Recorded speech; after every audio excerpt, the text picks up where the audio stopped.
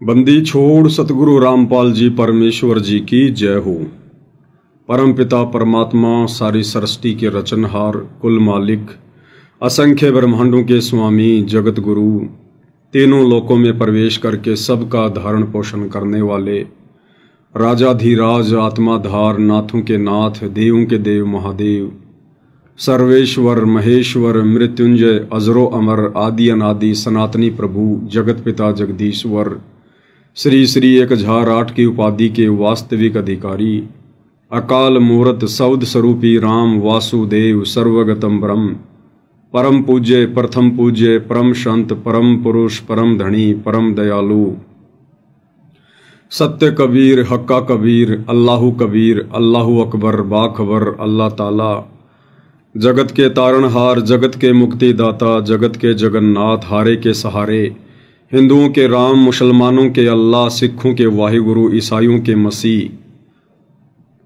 दया के सागर दया निधि, करुणा के सागर करुणा निधि, स्वयंभू परिभू, संकट मोचन, कष्ट हरण, मंगल करण, दुख भंजन, अविगत कबीर, निर्विकार निर्विषम परमात्मा, अलय अलेख सतगुरु, आदि अनादि सतगुरु, असली मर्यादा पुरुषोत्तम, असली राम, असली कृष्ण, असली घनश्याम, असली मुरारी, राजाओं के राजा, महाराजाओं के महाराजा, शहंशाहों के शहंशाह, सम्राटों के सम्राट, भगवानों के भगवान, अल्लाहों के अल्लाह, प्रभुओं के प्रभु, मसीहाओं के मसीह, सच्चे वाहिगुरु, बाबाओं के बाबा, पीरों के पीर, सेठों के सेठ, जगत सेठ, सावड़सा सेठ, सर्वगुण संपन्न, अनंत कोटि कलाओं के स्वामी, अनंत कोटि ब्रह्मांडों के नायक, योगियों में महायोगी, ध्यानियों में महाध्यानी, सिद्धों में परम सिद्ध, ज्ञानियों में तत्व ज्ञानी, ब्रह्म ज्ञानी, महाज्ञानी, परम ज्ञानी, सर्वश्रेष्ठ ज्ञानी, विज्ञानी, युवा कबीर, समर्थ कबीर, असमवात, अमित ओजा, सच्चे रहनुमा, करीम अल्लाह, सुभान अल्लाह, दुनिया के अंतिम पैगंबर, 8 सितंबर 1951 से गांव धनाना, जिला सोनीपत, हरियाणा, भारतवर्ष की पावन भूमि पे प्रकट रियल कल की भगवान श्री नारायण साकार हरि, श्री बाबा साहेब, नूर अनंत परमात्मा, सच्चे दरवेश, सच्चे बाखबर, संत श्रोमणी सतगुरु रामपाल जी परमेश्वर जी के चरण कमल में साध संगति से जुड़े हुए देश विदेश से आप और हम सभी सत्सेवक भाई बहनों का अनंत कोटि दंडवत प्रणाम। सत्साई भाई और बहनों, बहुत बड़ी दया, बहुत बड़ी मेहर पूज्य गुरुदेव भगवान की, परमेश्वर रामपाल जी की, जिनके शुभ आशीर्वाद से, विशेष आशीर्वाद से आप और हम सभी साध संगति से जुड़े हुए सत्सेवक भाई बहन अपनी आत्मा के कल्याण हेतु हर प्रकार से मर्यादाओं में रहते हुए, गुरु को प्रसन्न करते हुए, ज्ञान को आधार बनाकर मोक्ष मार्ग की तरफ निरंतर आगे की ओर ही बढ़ रहे हैं। भाई और बहनों, इस कलयुग की पिछली पीढ़ी में ये जो परम सौभाग्य आप और हम चंद आत्माओं को प्राप्त हुआ है, साध संगति से जुड़कर सतगुरु की महिमा करने का, ये परम सौभाग्य भाई और बहनों बहुत ही कम आत्माओं को मिल पाता है, बहुत ही कम आत्माओं को। और जो आत्माएं आज सतगुरु की महिमा ना करके और 2 टाइम की रोजी रोटी के लिए सांसारिक काम धंधों को ही ज्यादा महत्व दे रहे हैं, वे आत्माएं आने वाले समय में पछताएंगी। जो आत्माएं वर्तमान में मर्यादाओं को अधिक महत्व ना देकर और अपनी भौतिक इच्छाओं की पूर्ति में धन ज्यादा से ज्यादा कमाने में लगी हुई हैं, भाग दौड़ में पड़ी हुई हैं, वे आत्माएं आने वाले समय में बहुत ज्यादा पछताएंगी, क्योंकि सतगुरु महिमा का ये मौका भाई और बहनों आगे नहीं मिलेगा। सतगुरु के धरती से जाने के बाद, पृथ्वी से चले जाने के बाद, हम चाहे उनकी कितनी महिमा कर लें, कितना ही गुणगान कर लें, हमें वो अमोलक वस्तु प्राप्त नहीं हो सकती जिस अमोलक वस्तु यानी मोक्ष के लिए हम युगों युगों से भटक रहे हैं। इसलिए हमने वर्तमान में जितना हो सके भक्ति के साथ साथ सतगुरुदेव की महिमा भी करनी चाहिए। आप जी सोशल मीडिया पर देखते हैं दुनिया भर के लोग यूट्यूब पर चैनल बनाकर, फेसबुक पर पेज बनाकर, अन्य सोशल मीडिया प्लेटफॉर्म पर अपने अकाउंट खोलकर और अपने उन धर्म गुरुओं की दिन रात बड़ाई कर रहे हैं, प्रशंसा कर रहे हैं, वीडियो बना रहे हैं, जो धर्म गुरु नकली हैं, जिन्हें शास्त्रों का ज्ञान नहीं है, जिन्हें भक्ति मार्ग का ज्ञान नहीं है। उसके बावजूद भी वो श्रद्धालु अपने उन गुरुओं को श्रेष्ठ मानकर, परम संत मानकर, परमात्मा मानकर और दिन रात उनकी महिमा में लगे हुए हैं। तो भाई और बहनों, आप और हमें तो पूर्ण परमात्मा मिले। पूर्ण परमात्मा सारी सृष्टि के मालिक है। उन नकली धर्म गुरुओं के भी गुरु, उनके भी भगवान, उनके भी परमात्मा, जगत गुरु। लेकिन यहां काल ने संगत को बंदिशों में बांध रखा है, संगत को डरा रखा है, भयभीत कर रखा है कि यदि तुम लोगों ने सतगुरु की महिमा की, सतगुरु महिमा के शब्द गाए या ज्यादा ज्ञानी बनने की कोशिश की तो तुम्हें गुरुद्रोही डिक्लेयर कर दिया जाएगा, तुम्हें शतलोक आश्रमों में नहीं आने दिया जाएगा, पीला पर्चा निकालकर तुम्हारी नो एंट्री कर दी जाएगी। तो काल ने 90% संगत को पूरी तरह से भ्रमित कर रखा है और साथ में भयभीत भी कर रखा है। तो ये अनमोल मौका जो गुरुदेव भगवान ने हम इस डर और भय से बाहर निकालकर इन शतलोक आश्रमों की बेड़ियों से स्वतंत्र रखकर, इन कोऑर्डिनेटरों की गुलामी से बाहर रखकर, जो मौका गुरुदेव भगवान ने आप और हम सत्सेवक भाई बहनों को दिया है स्वतंत्र होकर भक्ति करने का, निर्भय होकर सतगुरु की महिमा करने का, ये भाई और बहनों अनमोल है, अनमोल। तो हमने इसका जी भरकर फायदा उठाना है, जी भरकर हमने इसका लाभ उठाना है। और ये लाभ हमें भाई और बहनों उसी समय मिलेगा सतगुरु महिमा का, जब हम सतगुरु को परमात्मा के रूप में देखेंगे। अगर भगत के मन में जरा भी कच्चापन रहा, जरा भी दोष आया कि हो सकता है मेरे गुरुजी तो कबीर जी के अवतार हैं, हो सकता है मेरे गुरुजी को कबीर जी ने सतलोक से भेजा है, हो सकता है मेरे गुरुजी तो कबीर जी के दास हैं, उनकी प्यारी आत्मा हैं, मेरे गुरुजी तो कबीर जी के हंस हैं, उनके वंश हैं, उनके अंश हैं। अगर जरा भी दोष आ गया, जरा भी, तो भाई और बहनों हम चाहे कितनी महिमा कर लें, कितने शब्द गा लें, कितनी भक्ति कर लें, हमें मोक्ष प्राप्त नहीं हो पाएगा। बाकी जैसी भक्ति हम करेंगे, जितना दान धर्म हम करेंगे, वो परमात्मा हमें इस जन्म में या किसी अन्य जन्म में अवश्य देगा, क्योंकि परमात्मा कभी किसी का रखता नहीं है। लेकिन मोक्ष प्राप्ति के लिए, सदा सदा के लिए जन्म और मरण से छुटकारा प्राप्त करने हेतु हमने सतगुरु को ही परमेश्वर के रूप में हृदय से ज्ञान को आधार बनाकर आत्मा से मानना पड़ेगा। और कबीर परमेश्वर जी के सतभक्ति मार्ग में उनके अलावा दूसरा कोई गुरु, सतगुरु, तत्वदर्शी संत नहीं होता है।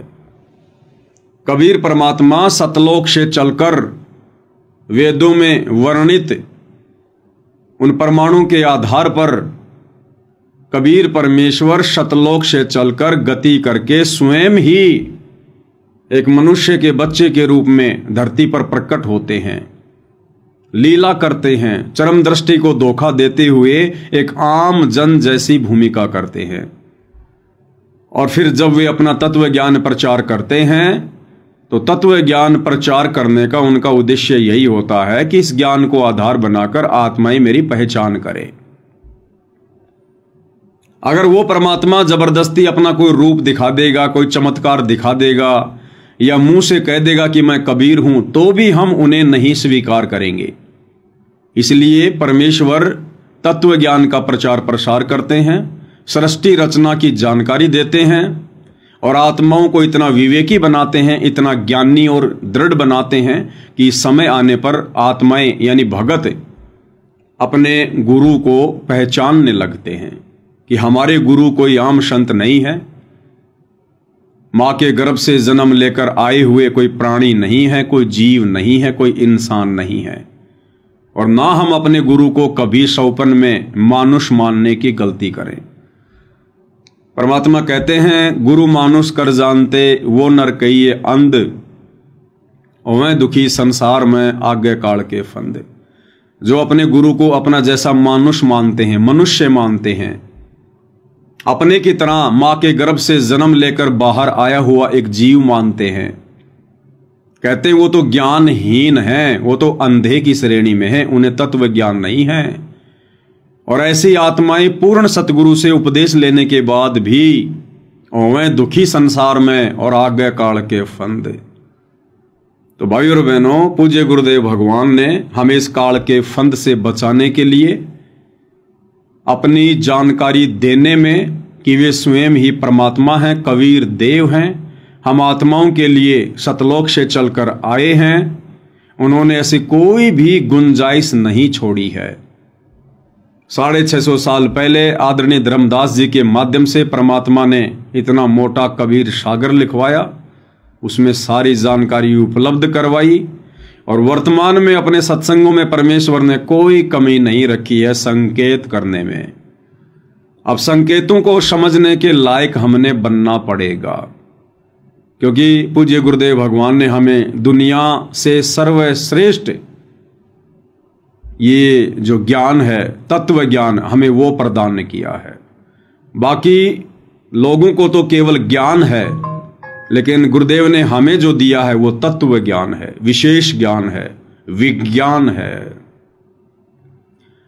और यदि अब भी हम इस तत्व ज्ञान रूपी टॉर्च की रोशनी में अपने गुरुदेव भगवान को नहीं पहचानेंगे तो धिक्कार है भाई और बहनों आप और हमारी भक्ति पर और इस मनुष्य जन्म पर, जिस मनुष्य जन्म का मकसद ही गुरु को परमेश्वर के रूप में पहचान कर आजीवन उनकी मर्यादाओं में रहकर मोक्ष प्राप्त करने के लिए मिला है। तो हमने अब गुरुदेव भगवान के संकेतों को समझना चाहिए। और संकेत कब समझ में आएंगे? जब गुरुदेव भगवान की खुद की रजा होगी, उनकी मेहर होगी। और ये मेहर भाई और बहनों किस प्रकार से बनती है? ये 2 प्रकार से बनती है। ये मेहर कोई मार्केट में किसी दुकान पर नहीं मिलती है, रिश्वत से नहीं मिलती है। इस मेहर के 2 प्रकार हैं। पहला प्रकार हमारे पूर्व जन्मों की जो भक्ति है, जो भक्ति धन है, पूर्व जन्मों के मजबूत भक्ति संस्कार जिसके जितने ज्यादा हैं, उस आधार से वो आत्मा तुरंत इस ज्ञान को स्वीकार कर लेती है, भक्ति पर दृढ़ हो जाती है और गुरु को परमात्मा मानने में तनिक भी देरी नहीं करती है। और जब गुरु को परमात्मा मान लिया, उसके बाद वो आत्मा दृढ़ हो जाएगी, कभी सौपन में भी मर्यादा तोड़ने की नहीं सोचेगी। तो ऐसी आत्मा पर फिर सतगुरु मेहर करते हैं, उसकी भक्ति देखकर, उसके भाव देखकर, उसकी मर्यादा देखकर। और दूसरा तरीका मेहर प्राप्त करने का, यदि हमारे जन्म जन्मांतरों के शुभ संस्कार ज्यादा नहीं हैं, तो वर्तमान में गुरुदेव भगवान ने हमें जो शास्त्र अनुकूल सत भक्ति दी है, इस भक्ति को मर्यादा में रहकर करने से बहुत जल्दी हमारे शुभ कर्म बनना शुरू हो जाते हैं। तो 2 में से एक तरीका तो हमने गुरु को पहचानने के लिए, उनकी मेहर प्राप्त करने के लिए अपनाना ही पड़ेगा। बाकी हाथ पकड़िए परमात्मा किसी को भी आगे नहीं चलाएगा। हाथ पकड़ के किसी को भी धक्का मार के सतलोक लेकर नहीं जाएगा, अन्यथा फिर इनका काल के साथ किया गया एग्रीमेंट टूट जाता है। काल ने कहा था, परमात्मा आप नीचे जाओगे, इन आत्माओं को समझाओगे, आपसे मेरी विनती है, मेरी प्रार्थना है, आप किसी के साथ जबरदस्ती ना करना, बाय फोर्स किसी को सतलोक लेकर ना जाना। जो आपके ज्ञान को स्वीकार करे, मर्यादाओं में रहकर आपकी भक्ति करे, उन्हीं को सतलोक ले जाना। तो परमात्मा ने कहा कि ठीक है भाई, जो मेरे ज्ञान को ही नहीं समझेगा, जो मुझे ही नहीं समझेगा, फिर ऐसी निकम्मी आत्मा को भला सतलोक ले जाकर मैं क्या करूंगा? वो फिर से बकवाद करेगा, मुझे फिर से नीचे पटकने पड़ेंगे। तो भाई और बहनों, अब हमसे दोबारा ऐसी कोई गलती ना हो, जो गलती हम युगों युगों से सतगुरु की शरण प्राप्त होने के बावजूद भी करते ही आ रहे हैं। गुरु को मानुष मानने वाली गलती, गुरु को ना पहचान कर अपना अनमोल मनुष्य जीवन बर्बाद करने वाली गलती, तो एक छोटे से सत्संग के माध्यम से पूज्य गुरुदेव भगवान ने हमें क्या समझाया है, और इस सत्संग से हमने यही समझना है कि संकेत क्या होते हैं। परमात्मा सीधे सीधे अपने आप को परमात्मा नहीं कहेंगे। आज से पहले खूब कहा उन्होंने अपने आप को परमात्मा। सतयुग से लेकर और 650 साल पहले तक, यानी कलयुग के प्रथम चरण तक, इस परमात्मा ने सरेआम कहा, खुलेआम कहा कि हम ही अलख अल्लाह हैं, कुतुब गोश और पीर, गरीब दास खालिक धनी, हमरा नाम कबीर। सरेआम परमात्मा ने लाखों चमत्कार किए, बेहिसाब अपने भक्तों को सुख दिए, तुरंत राहत प्रदान की, आंखों के आगे जन समूह के सामने मुर्दों को जिंदा किया, किसी की कटी हुई गर्दन जोड़ी तो किसी की कटी हुई उंगली जोड़ी। बड़े बड़े राजा महाराजाओं को परमात्मा ने नतमस्तक किया। उसके बावजूद भी हम आत्माएं अपने परवरदिगार को नहीं पहचान पाई। तो परमेश्वर ने सारे फॉर्मूले अपनाकर देखे हुए हैं। इसलिए ये वर्तमान का समय पूज्य गुरुदेव भगवान ने, कबीर परमात्मा जी ने ज्ञान आधार का चुना है, हमें शिक्षित किया है, धर्मशास्त्रों से परिचित करवाया है, अपनी महिमा से परिचित करवाया है, अपने परमेश्वर होने के विषय में सैकड़ों प्रमाण धर्मशास्त्रों से दिए हैं। और इस समय भी यदि कोई अपने परवरदिगार के संकेतों को ना समझकर और वही युगों युगों वाली गलती दोहराएगा, तो भाइयों और बहनों, फिर उस आत्मा का भला कैसे मोक्ष होगा। आज दास के वीडियो पर किसी जगत वाले भाई ने छोटा सा कमेंट किया कि अरे नादान पवन दास, मूर्ख प्राणी, तू कभी तो अपने गुरुजी को संत रामपाल जी कहता है, कभी उनको कबीर जी कहता है, तेरा कोई स्टैंड है कि नहीं है। तो दास ने उस भोले भाई को समझाया कि भाई, जिस प्रकार त्रेता युग में श्री रामचंद्र जी के रूप में स्वयं विष्णु भगवान ही आए थे, उनको श्री रामचंद्र जी कहो चाहे विष्णु जी कहो, एक ही बात है। फिर द्वापर युग में श्री कृष्ण जी के रूप में साक्षात श्री विष्णु जी ही आए थे। अब उनको श्री कृष्ण जी कहो चाहे श्री विष्णु जी कहो, वो एक ही शक्ति है, एक ही बात है।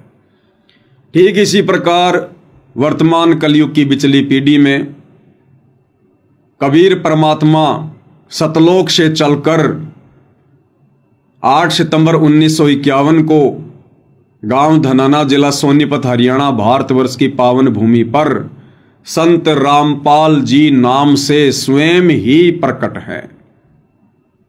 अभी ने चाहे सतगुरु रामपाल जी कहो, चाहे कबीर भगवान कहो, चाहे सत्य पुरुष कहो, चाहे परम अक्षर ब्रह्म कहो, चाहे सारी सृष्टि का रचयिता कहो, सारे ब्रह्मांडों के उत्पत्तिकर्ता कहो, कुछ भी कहो ही ने, एक ही बात है। तो भाइयों और बहनों, पूज्य गुरुदेव भगवान ने एक छोटा सा संकेत, क्योंकि सीधे सीधे नहीं कहेंगे कि मैं ही परमात्मा हूं, लेकिन संकेतों के माध्यम से परमात्मा ने सारे खुलासे किए हैं। तो संकेत क्या होते हैं और कैसे हम भगत भाई बहनों ने समझने होते हैं, उसके लिए गुरुदेव कह रहे हैं कि जब भी आप सत्संग सुनने बैठो, जब भी आप सत्संग सुनने बैठो, तो प्रत्येक वाणी को, प्रत्येक शब्द को कि गुरुदेव भगवान क्या कह रहे हैं, क्या समझाना चाहते हैं, बड़े ध्यान से सुनना चाहिए, बड़े ध्यान से सुनिए पूज्य गुरुदेव भगवान के मुख कमल से कि किस प्रकार से परमात्मा संकेत करते हैं। तो इसलिए आप जी ने सत्संग को रह रह कर सुनना चाहिए, एक सत्संग की तरह सुनना चाहिए। मैं निकालो, घर पे कभी बैठे हो, छुट्टी हो, सत्संग चलाओ, एकाग्रचित से सुनो, एक एक वाणी पर ध्यान दो, क्या कहा जा रहा है। फिर उसको को छोटी मोटी मन में दोष होता है तो फिर सोच वो तुरंत सेट हो जाता है। तो क्या कह रहे हैं गुरुदेव भगवान कि सत्संग को एकाग्रचित होकर सत्संग को सत्संग की दृष्टि से सुनना चाहिए। क्या कहा जा रहा है, क्या बोला जा रहा है, बहुत ही ध्यान से सुनना चाहिए। अब ये बातें बता के फिर आगे गुरुदेव भगवान क्या कह रहे हैं। पहले तो हमें यह कह दिया कि सत्संग को बहुत ही ध्यान से सुनना चाहिए, एकाग्रचित होकर सुनना चाहिए, प्रत्येक वाणी को ध्यान से कि क्या कहा जा रहा है, क्योंकि आगे फिर परमात्मा ने एक संकेत करना था अपने विषय में। इसलिए पहले ही परमात्मा ने कह दिया कि सत्संग को बहुत ही ध्यान से सुनना चाहिए। ये नहीं कहेंगे कि बच्चों मैं अब 1 मिनट बाद में एक गहरी बात कहने जा रहा हूं, नहीं। पहले क्या कहा कि सत्संग को बहुत ही ध्यान से सुनना चाहिए, एकाग्रचित होकर सुनना चाहिए, बड़े ध्यान से प्रत्येक वाणी में क्या कहा जा रहा है।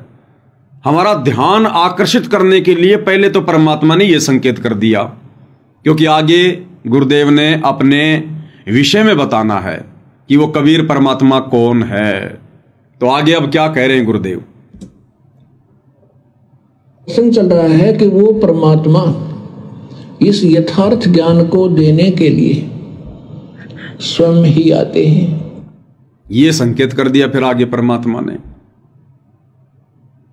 कि प्रसंग चल रहा है कि वो परमात्मा, कौन परमात्मा? परमात्मा तो एक ही है, कबीर परमात्मा। प्रसंग चल रहा है कि वो परमात्मा अपने यथार्थ ज्ञान को यानी सत्य ज्ञान को देने के लिए स्वयं ही चलकर आते हैं। अगर वो परमात्मा अपना यथार्थ ज्ञान देने के लिए, तत्व ज्ञान देने के लिए खुद ही चलकर आते हैं, तो वर्तमान में आप और हमें सतगुरु रामपाल जी के रूप में जो महापुरुष यथार्थ ज्ञान बता रहे हैं, तत्व ज्ञान बता रहे हैं, फिर ये कौन है? क्योंकि अपना ज्ञान देने के लिए तो परमात्मा स्वयं ही चल के आते हैं। तो गुरु जी का वचन तो झूठा नहीं हो सकता, मिथ्या नहीं हो सकता। साध वचन पलटे नहीं, चाहे पलट जाए ब्रह्मांड। तो पहले तो गुरुदेव ने कहा कि सत्संग को बड़े ध्यान से सुनना चाहिए, प्रत्येक वाणी में क्या बोला जा रहा है, और आगे फिर तुरंत संकेत कर दिया कि वो परमात्मा अपना यथार्थ ज्ञान देने के लिए स्वयं ही चलकर आते हैं। अब भाई और बहनों, ये नॉर्मल सी बात लग रही होगी कि ऐसा तो गुरुजी बार बार ही बोलते हैं, हर सत्संग में बोलते हैं। अरे हर सत्संग में बोलें ना बोलें, लेकिन जो सत्यता है उसको तो हमने पकड़ना चाहिए। जिस प्रकार कबीर जी की हजारों लाखों वाणियां हैं, लेकिन आप और हमने कुछ एक वाणियां बचपन से सुनी हैं। जब हम पढ़ा करते थे 5वीं 6वीं में, तो हिंदी में कबीर जी के दोहे आते थे। कबीर बड़ा भया तो क्या भया, जैसे पेड़ खजूर, पंछी को छाया नहीं, फल लागे अति दूर। इसको हमने बचपन में खूब पढ़ा, खूब पढ़ा, खूब पढ़ा, रट लिया।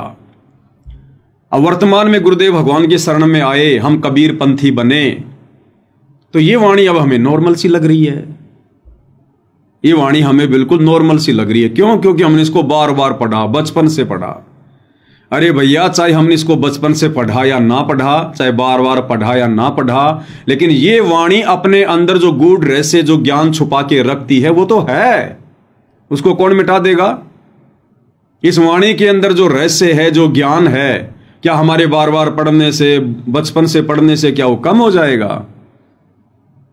तो भाई और बहनों, परमात्मा नॉर्मल तरीके से ही संकेत करते हैं, और संकेतों को हमने समझना चाहिए, क्योंकि अब गुरुदेव ने हमें तत्व ज्ञान देकर संकेतों को समझने के योग्य बना दिया है। योग्य। एक बार आप फिर से सुनिएगा शुरू से। परमेश्वर ने किस प्रकार से हमें ध्यान से सत्संग सुनने की सलाह दी, और फिर तुरंत अपने विषय में संकेत भी किया। तो इसलिए आप जी ने सत्संग को रह रह कर सुनना चाहिए, एक सत्संग की तरह सुनना चाहिए। मैं निकालो, घर पे कभी बैठे हो, छुट्टी हो, सत्संग चलाओ, एकाग्रचित से सुनो, एक एक वाणी पर ध्यान दो, क्या कहा जा रहा है। फिर उसको को छोटी मोटी मन में दोष होता है तो फिर सोच वो तुरंत सेट हो जाता है। तो प्रसंग चल रहा है कि वो परमात्मा इस यथार्थ ज्ञान को देने के लिए स्वयं ही आते हैं। सभी वेद प्रमाण करते हैं। ऋग्वेद मंडल नंबर 9 सूक्त नंबर 1 मंत्र 8 और 9 में, ऋग्वेद मंडल नंबर 9 और सूक्त 20 मंत्र 1 में, ऋग्वेद मंडल नंबर 9 सूक्त 86 मंत्र 26 और 27 में, ऋग्वेद मंडल नंबर 9 सूक्त 82 मंत्र 1, 2, 3 में, ऋग्वेद मंडल नंबर 9 सूक्त 54 मंत्र 3 में, ऋग्वेद मंडल नंबर 9 सूक्त 94 के मंत्र 1 में, ऋग्वेद मंडल नंबर 9 सूक्त 95 के मंत्र 2 में, ऋग्वेद मंडल नंबर 9 सूक्त 96 के 96 के मंत्र 16 से लेकर 20 तक, और भी अनेक स्थानों पर यजुर्वेद अध्याय नंबर 29 मंत्र 25 में, और भी बहुत से स्थानों पर परमात्मा की महिमा का वर्णन है। उसमें क्या लिखा है कि वो पूर्ण परमात्मा जिसने सारी सृष्टि की रचना की है, जिसने सब जीवात्माओं को भी उत्पन्न किया है, वो ऊपर के लोक में, ध्रुवलोक माने तेजो में लोक में, उसके तीसरे पोर्शन में बैठा, टॉप मोस्ट प्लेस पे, और वहां से गति करके आते हैं, और इतनी तेजी से आते हैं जैसे बिजली विद्युत आके ऊपर आकाशीय बिजली चलती है। और किस उद्देश्य से आते हैं? अच्छी आत्माओं को मिलते हैं, उनको तत्व ज्ञान से परिचित कराते हैं। किस उद्देश्य से आते हैं भाई और बहनों? क्या कह रहे हैं गुरुदेव भगवान? वो परमात्मा सतलोक से गति कर कर किस उद्देश्य से पृथ्वी पर आते हैं, प्रकट होते हैं? अपनी अच्छी आत्माओं को मिलते हैं, उनको तत्व ज्ञान से परिचित करवाते हैं। क्या उद्देश्य है? अपनी अच्छी आत्माओं को आकर मिलते हैं, उन्हें तत्व ज्ञान से परिचित करवाते हैं। अब भाई और बहनों, सतलोक आश्रमों से जुड़े हुए जितने भी हमारे गुरु भाई बहन हैं, गुरुदेव का कलयुगी परिवार, उनके बेटा बेटी, भाई बंधु, रिश्तेदार जो उपदेशी हैं, अगर हम उनकी दृष्टि से विचार करें तो ये तो अच्छी आत्मा नहीं है। ये आश्रमों से जुड़े हुए भाई बहन, चाहे वो 1 करोड़ हैं, 2 करोड़ हैं, ये तो अच्छी आत्मा नहीं है। क्योंकि गुरुदेव क्या कह रहे हैं कि परमात्मा किस उद्देश्य से आते हैं? अच्छी आत्माओं को आकर मिलते हैं, तत्व ज्ञान उनको समझाते हैं।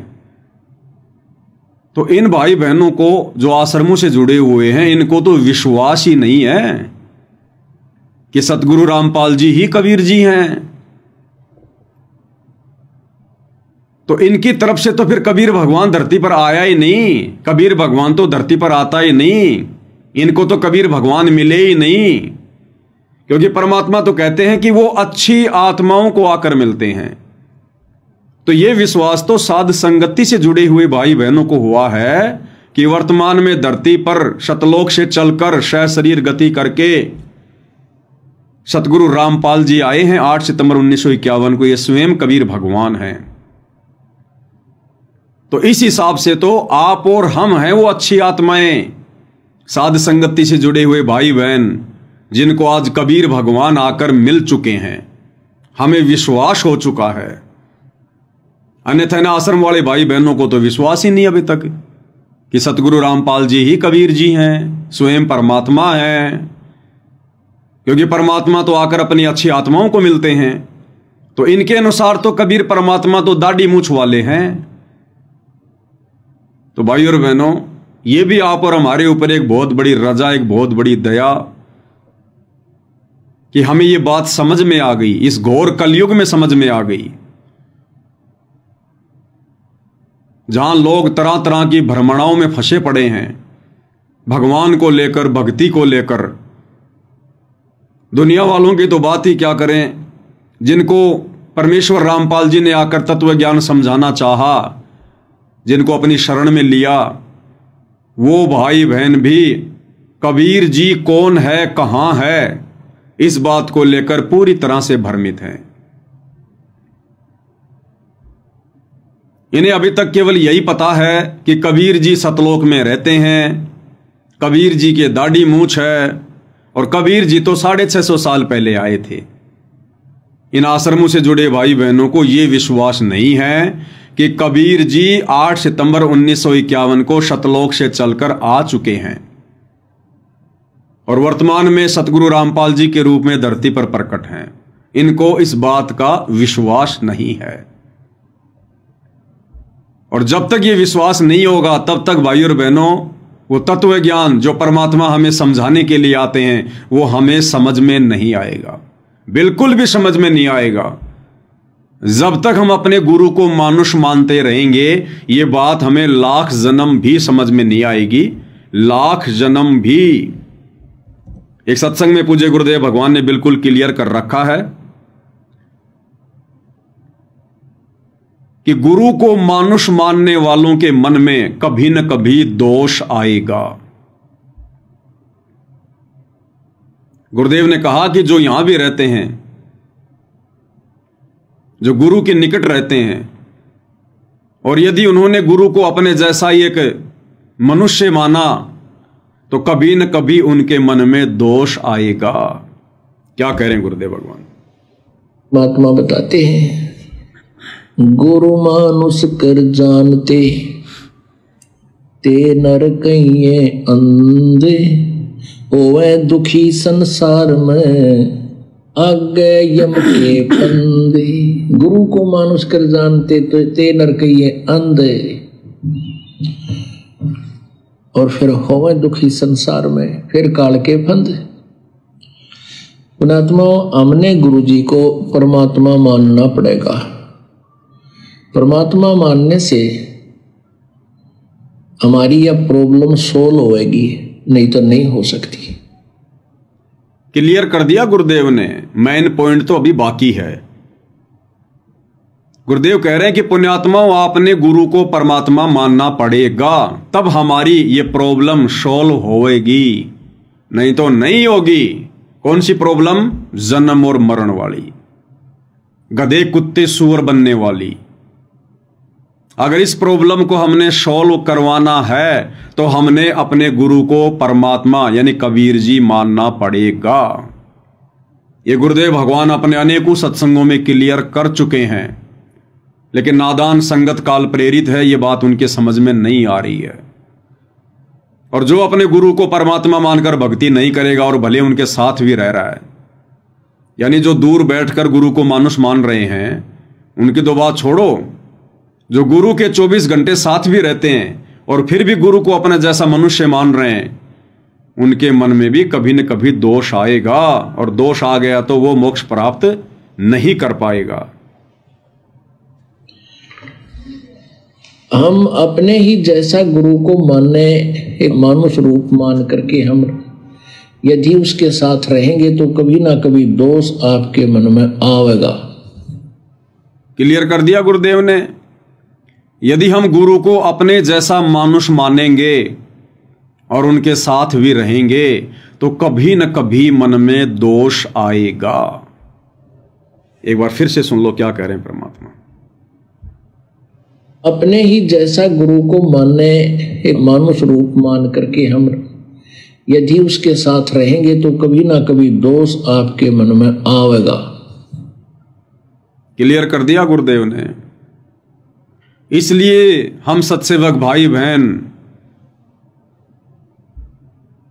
अपने गुरु जी को ही परमात्मा मानकर, कबीर देव मानकर, सारी सृष्टि का मालिक मानकर, और बाकी जितने भी नकली कबीर सोशल मीडिया पर हैं, गूगल पर हैं, किसी के दाढ़ी मूंछ है, किसी के सर पे मोर पंख है, किसी का क्या है, कोई सूत काट रहा है, कोई ताना बाना बुन रहा है, हमने उन सभी को साइड में कर दिया। उन सभी फोटोज को हमने कचरे के डिब्बे में डाल दिया, डस्टबिन में डाल दिया कि सतगुरु रामपाल जी के अलावा जितने भी ये नकली कबीर हैं ये तो सब सोशल मीडिया वाले कबीर हैं, ओरिजिनल कबीर नहीं है। ये तो केवल हाथ से बनाए गए चित्र हैं, काल्पनिक चित्र हैं, इमेजिन हैं, ओरिजिनल कबीर सतगुरु रामपाल जी हैं। और हम सत्सेवक भाई बहनों के घरों में केवल पूज्य गुरुदेव भगवान की ही प्रतिमा मिलेगी, उन्हीं की तस्वीर मिलेगी। अगर कोई भाई बहन लॉकेट भी पहनते हैं तो दूसरी तरफ लॉकेट में गुरुजी के अलावा जो सोशल मीडिया वाले नकली कबीर दाढ़ी मूंछ वाले की फोटो है, हम उसको उतार देते हैं, फेंक देते हैं हम उसको। और हम सत्सेवकों के घरों में, हमारे दरबार में, हमारे लॉकेट में, हमारे विचारों में, हमारी बातों में, सतगुरु महिमा में केवल सतगुरु रामपाल जी भगवान ही दिखाई देंगे और किसी के लिए कोई जगह नहीं है। गरीबदास जी की हमने केवल वाणियों से मतलब है, गरीबदास जी की शकल से कोई लेना देना नहीं है, गरीबदास जी के बोध दिवस मनाने से कोई लेना देना नहीं है, गरीबदास जी की महिमा करने से कोई लेना देना नहीं है। हमने केवल गरीबदास जी की वाणियों से मतलब है, और जिन जिन वाणियों से मतलब है वो वाणियां पूज्य गुरुदेव भगवान ने हमें निकाल कर दे दी हैं। अब गरीबदास जी का बोध दिवस मनाना फिर हमारे अधिकार क्षेत्र में नहीं है। दाढ़ी मूंछ वाले नकली कबीर, सोशल मीडिया वाले कबीर, वो कब आए थे, क्यों आए थे, कैसे आए थे, जितनी जानकारी आवश्यक थी पूज्य गुरुदेव भगवान ने उतनी जानकारी अपने सत्संगों में दे दी। अब उस दाढ़ी मूंछ वाले की फोटो को पूजना, दरबार में रखना, दीवारों पर टांगना, ये सच्चे भगत के अधिकार क्षेत्र में नहीं है। अन्यथा वो भगत फिर कभी भी पतिव्रता धर्म पर नहीं कहलाएगा, कभी भी। फिर वो व्यभिचारणी भक्ति हो जाएगी, व्यभिचारणी। एक अपने इष्ट को छोड़कर अपने ही गुरु को इष्ट रूप में मानकर पतिव्रता भगत ने भक्ति करनी होती है। अपने गुरुदेव के अलावा यदि आपने किसी और में इष्ट देखा, इष्ट यानी परमात्मा भगवान, तो फिर हम पतिव्रता धर्म पर नहीं कहलाएंगे, हम भक्ति मार्ग से फिसल जाएंगे। अपने ही गुरु को इष्ट मानकर हमने इस भक्ति को सफल करना होता है, क्योंकि कबीर परमेश्वर जी के सत भक्ति मार्ग में गुरु और इष्ट दोनों एक ही होते हैं। बहुत सारे भाई बहनों को थोड़ा कंफ्यूजन हो जाता है, वो समझ नहीं पाते हैं, क्योंकि गुरुदेव भगवान एक तीर से अनेकों शिकार करते हैं। और परमात्मा कहते हैं कबीर की वाणी अटपट, कबीर की वाणी अटपटी, झटपट समझ में ना आए, और जिसको झटपट समझ में आ जाए उसकी सारी खटपट मिट जाए। बहुत सारे भाई बहन गुरुदेव का एक छोटा सा वीडियो देखते हैं जिसमें गुरुदेव हंसा देश पंथ वालों के ऊपर सत्संग कर रहे हैं। उसमें गुरुदेव कह रहे हैं कि गुरु अलग होता है और इष्ट अलग होता है। जो लोग ये कहते हैं कि गुरु और इष्ट एक ही होता है वो तो मूर्ख हैं, उन्हें अभी आध्यात्मिक ज्ञान नहीं है। तो कुछ एक हमारे गुरु भाई बहन जो काल प्रेरित हैं, काल प्रेरणा से, क्योंकि जब काल प्रेरणा होती है तो आदमी हमेशा उल्टा सोचता है, तो वो हमारे को एक सत्संग भेज देते हैं कि देखो देखो देखो गुरुजी ने तो कह रखा है कि गुरु अलग होता है और इष्ट अलग होता है, और जो गुरु को इष्ट मानकर पूजते हैं वो तो महामूर्ख हैं। तो भाई और बहनों, इसके दो कारण हैं। पहला कारण तो ये कि गुरुदेव ने जब ये बात कही, जिस सत्संग में ये बात कही, वो सत्संग परमात्मा उन हंसा देश वालों से जुड़े हुए श्रद्धालुओं को समझाने के लिए कह रहे थे कि नादानो, तुम इन अपने नकली गुरुओं को जो काल के द्वारा भेजे गए हैं तुम्हारा सत्यानाश करने के लिए, तुम्हें पथ भ्रष्ट करने के लिए, तुम इन नकली गुरुओं को जो परमात्मा मानकर बैठे हो, भगवान मानकर बैठे हो ना, ये बहुत बड़ा धोखा है। और बिल्कुल सत्य है भाई और बहनों, क्योंकि काल का जो विधान है, काल का जो भक्ति मार्ग है, जो सिस्टम है, इसमें गुरु कभी भी इष्ट नहीं होता, गुरु कभी भी परमात्मा नहीं होता। ये काल अपने अंश अवतार सर्जन करता है। यदा यदा ही धर्म से ग्लानि भवति भारत है, ये श्लोक तो आपने सुना ही होगा। ये काल कहता है कि जब जब इस धरती पर धर्म की हानि होती है, अधर्म की वृद्धि होती है, तब तब मैं अपने अंश अवतार सर्जन करता हूं। तो काल के भक्ति मार्ग में 21 ब्रह्मांड तक के सिस्टम में गुरु अलग होता है और इष्ट अलग होता है।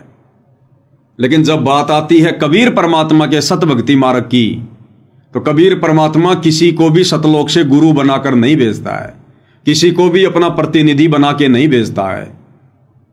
आप एक भी उदाहरण दे दीजिए कि कबीर परमात्मा ने आत्माओं को काल के जाल से मुक्त करवाने के लिए सतलोक से अपना कोई प्रतिनिधि भेजा हो, कोई गुरु बनाकर भेजा हो, कोई अवतार भेजा हो। ये स्वयं ही आते हैं, क्योंकि वेदों में इनकी महिमा लिखी हुई है कि वो परमात्मा कबीर देव सतलोक से चलकर गति करके बिजली जैसी गति से अपनी अच्छी आत्माओं को मिलने के लिए, उन्हें तत्व ज्ञान समझाने के लिए स्वयं ही प्रकट होते हैं। क्योंकि ये समर्थ है, इनके ऊपर कोई बंदिश नहीं है, कोई दबाव नहीं है, इनकी शक्तियां असीमित हैं, इसलिए इन्होंने किसी और का सहारा नहीं लेना होता है। ये स्वयं आते हैं। समर्थ का काम उसी को साजे और करे तो मूर्ख बाजे। लेकिन काल की मजबूरी है भाई और बहनों, वो स्वयं नहीं आ सकता। एक तो उसका चेहरा इतना डरावना है, इतना भयंकर है, इतना भयावह है। ओछा माथा, काला चेहरा, लंबे दांत, जैसा कि गुरुदेव भगवान वर्णन करते हैं, काल रूप है उसका। और उसको श्राप लगा हुआ है कि तू प्रतिदिन 1 लाख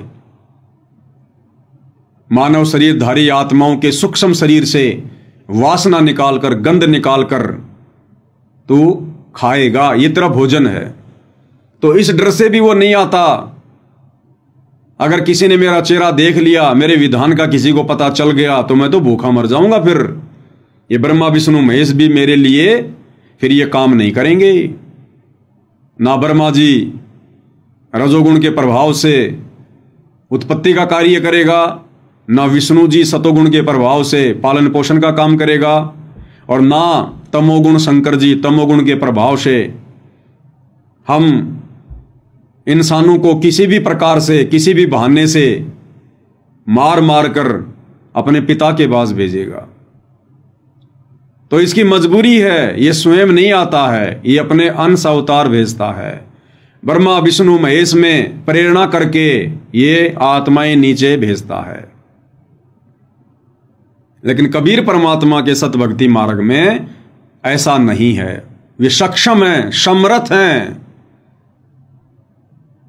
सतगुरु सुंदर रूप अपारा, सतगुरु 3 लोक से न्यारा, और सतगुरु परम पदार्थ पूरा, और सतगुरु बिना न बाजे तूरा।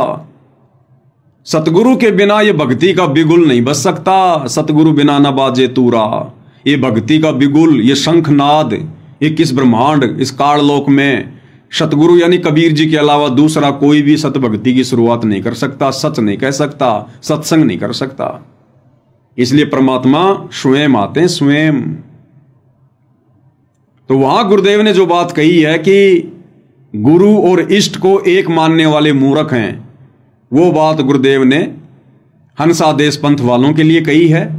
क्योंकि काल तक के विधान में गुरु और इष्ट अलग अलग होते हैं, जबकि कबीर परमात्मा के सतभक्ति मार्ग में स्वयं गुरुदेव भगवान ने अपने सत्संग में अपने मुख कमल से कहा है कि अपने ही गुरु को इष्ट रूप में मानकर पूजना होगा। अपने ही गुरु को इष्ट मानकर पूजा करनी होगी। तो गुरु इष्ट है तभी तो उनको इष्ट मानकर पूजा करेंगे। तो क्या कह रहे हैं गुरुदेव भगवान, उन्हीं के मुख कमल से सुनते हैं। एक पति को छोड़कर आन में आस्था रखने वाली पत्नी को व्यभिचारिणी कहते हैं।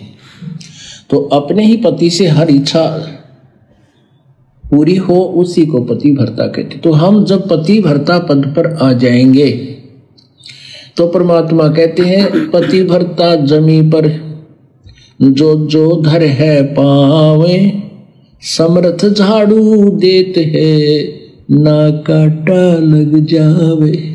अब सुनिए, ऐसा हंस, ऐसा भक्त जब अपने एक इष्ट पूर्ण परमात्मा पर अपने ही गुरु को इष्ट रूप में मानकर जब अपने जीवन रूपी सफर में प्रस्थान करता है रास्ते पर, तो परमात्मा उस जीवन रूपी सफर के पाप कर्म रूपी कांटों को बुहारना शुरू कर देता, उसके दुखों को खत्म करना शुरू कर देता है, झाड़ू देता चलता है कि मेरी प्यारी आत्मा के कांटा ना लग जाए।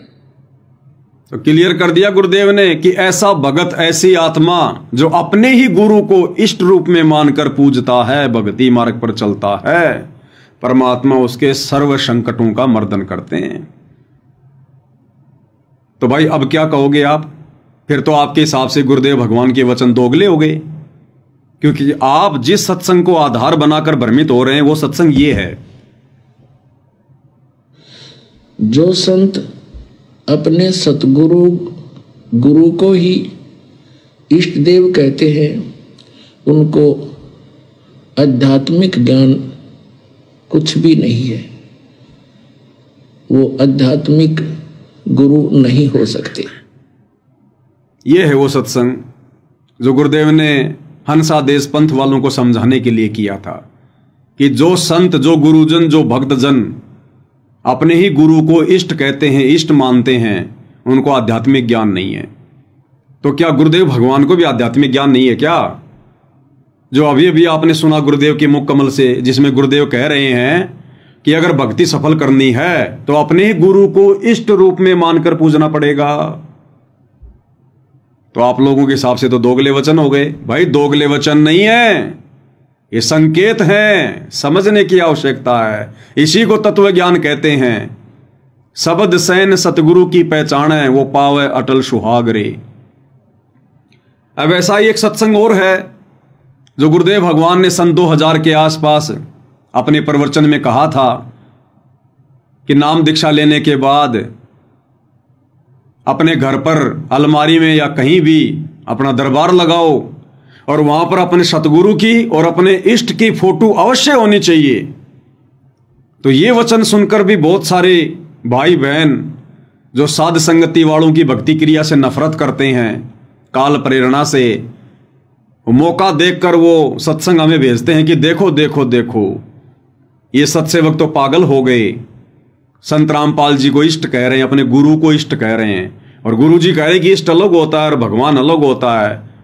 सत्सेवक कहते हैं कि केवल घर के दरबार में अपने गुरु जी की फोटो होनी चाहिए, और गुरु जी कह रहे हैं कि अपने सतगुरु की और अपने इष्ट की दोनों की फोटो होनी चाहिए। पहले वो छोटा सा सत्संग आपको सुना देते हैं। मूर्ति अवश्य रखनी अपने घर पर, मूर्ति की पूजा नहीं सत्कार करना है। अब कोई तो मूर्ति पर अटक गया, उसी का भोग लगा, उसी की आरती तारे है, उसी का अगर प्रार्थना करता रहे, बस बन की बात, उसी का माला डालने जा, उसी का अगर धूप और जोत जगा दी, ये व्यर्थ है। मूर्ति हो अपने इष्ट और गुरु की अवश्य हो,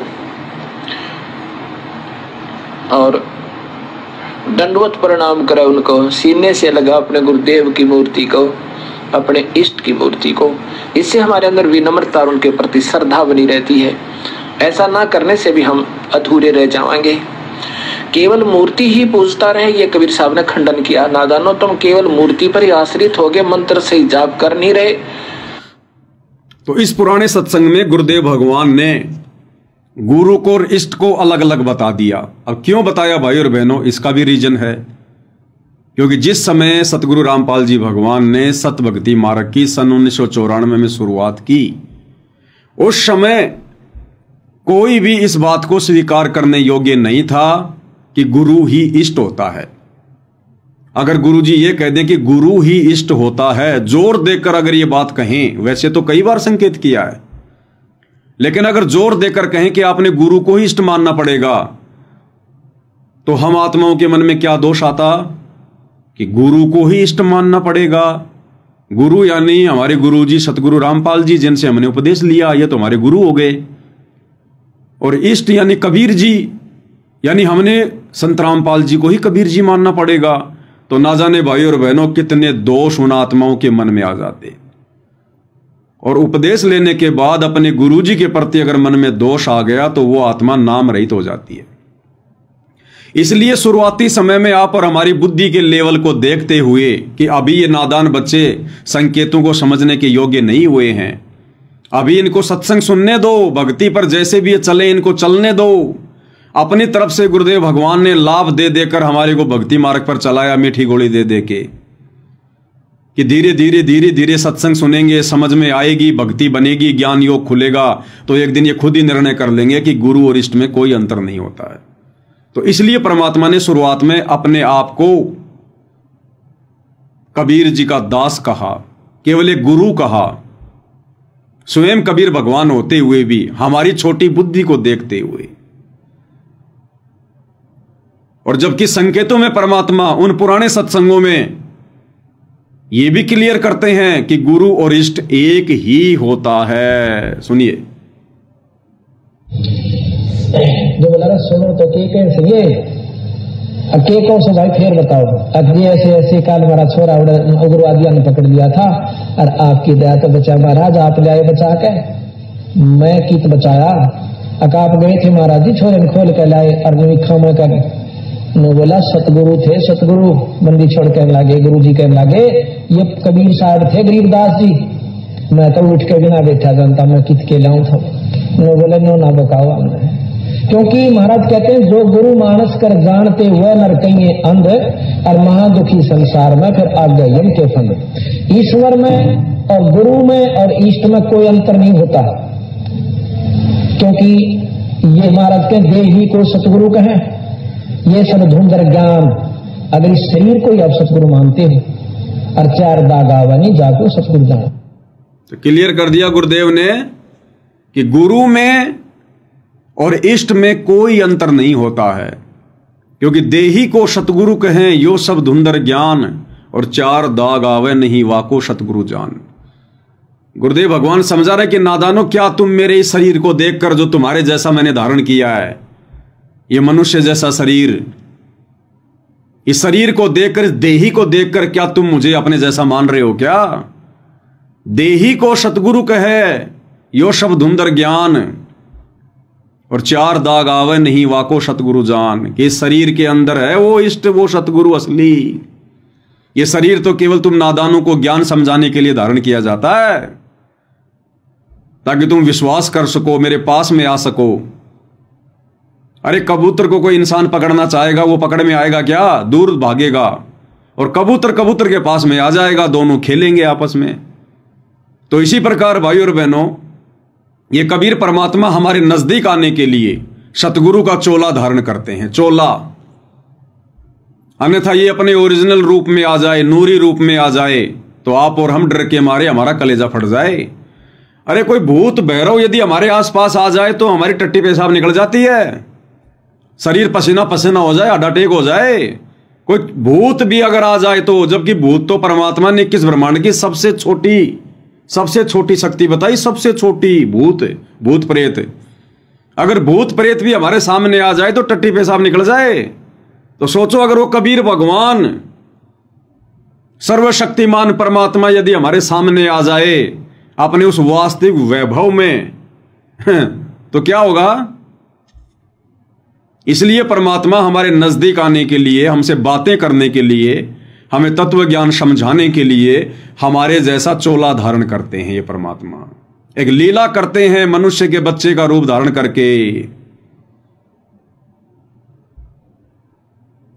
और हम उनको अपने जैसा मनुष्य मान लेते हैं, अपने जैसा शरीर वाला मान लेते हैं, देही वाला मान लेते हैं। इसलिए गुरुदेव कह रहे देही को सतगुरु कहे यो सब धुंधर ज्ञान। कि ये जो मेरे सामने बैठे ना मेरे गुरुजी शरीर में, देही में, ये तो मेरे गुरुजी हैं, मेरे सतगुरु हैं। और कबीर जी तो सतलोक में रहते हैं। तो परमात्मा कहते हैं ऐसी सोच वाले भक्तों को धिक्कार है, धिक्कार। अब अगले सत्संग में क्या कह रहे हैं परमात्मा? कि सब इष्टन में सतगुरु सारा, कि सभी इष्टों का इष्ट कौन है? सतगुरु। सुनिएगा, इन भोली भाली आत्माओं को ये अच्छा लगे महीने में एक दिन तो जाना से 6 महीना में मारा हुआ गोता, ये बात नहीं है। बच्चा स्कूल में जावे, समर्यादा निभावे और फिर मुक्त अपनी भक्ति पढ़ाई कर पावे। इसी प्रकार आपने करना होगा, कर लो, चाहे किसी जन्म में, इस जन्म में कीजिए, चाहे फेर कीजिए, छूटेगा पीछा। इसी प्रकार पर समझदार वही है जो कि मौका है।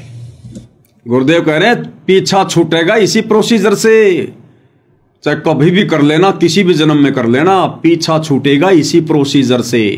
लेकिन जो समझदार हैं वो इस प्रोसीजर को इसी जन्म में अपना लेंगे। कौन सी प्रोसीजर? गुरु को इष्ट मानने की प्रोसीजर, गुरु को भगवान मानने की प्रोसीजर। और अब आगे क्या कह रहे हैं परमात्मा? ये जींद सत्संग नंबर 24 को आप जी 25 मिनट से सुनिएगा। सब इष्टन में सतगुरु सारा, इब का दा मत चूक मेरी प्यारी। आत्मा को कहा कि यो दास है, इब का मत ना चूक, यू फेर नहीं मिलेगा। गुरु को तजय भजय जो आना, तापस्वा को फोकट ज्ञाना। गुरु पारस परसे जो कोई, अल्लो है ते जीव कंचन होई। गुरु बिन होम यज्ञ नहीं कीजय, गुरु की आज्ञा मां ही रही जय। सभी इष्टन में सतगुरु सारा, सभी इष्टों में सतगुरु सारा, यानी बंदी छोड़ ही सार है। क्या कह रहे हैं? सब इष्टन में सतगुरु सारा, सभी इष्टों में, सभी भगवानों में सतगुरु ही सार है, सतगुरु ही है वो। इष्टों का इष्ट, देवों का देव, देवादि देव महादेव। तो हम अपने गुरुदेव को क्या कहते हैं? सतगुरु कहते हैं ना, सतगुरु। और सतगुरु भाई पूरी सृष्टि में एक ही है, कबीर देव। तो एक तरफ तो हम अपने गुरुदेव को सतगुरु कह रहे हैं और गुरुदेव भगवान कह रहे हैं सब इष्टन में सतगुरु सारा, यानी सतगुरु ही इष्ट होता है। फिर से सुनिएगा। मां ही रही जय। सभी इष्टन में सतगुरु सारा, सभी इष्टों में सतगुरु सारा, यानी बंदी छोड़ ही सार है। जो सुमरावे पुरुष हमारा, शरण होए शिष्य आवे कोई। सहज पदार्थ पावे सोई, गुरु सतगुरु सुरधेनु समाना। और आवे चरण मुक्ति परवाना। इसलिए फिर परमात्मा हमें एक सत्संग में समझाते हैं कि दरबार में सिर्फ अपने कबीर भगवान की ही फोटो रखनी है। क्योंकि अब इतने सारे सत्संग सुनने के बाद, इतने सारे संकेतों को सुनने के बाद अब ये तो समझ में आ ही जाना चाहिए ना कि अब कबीर कौन है।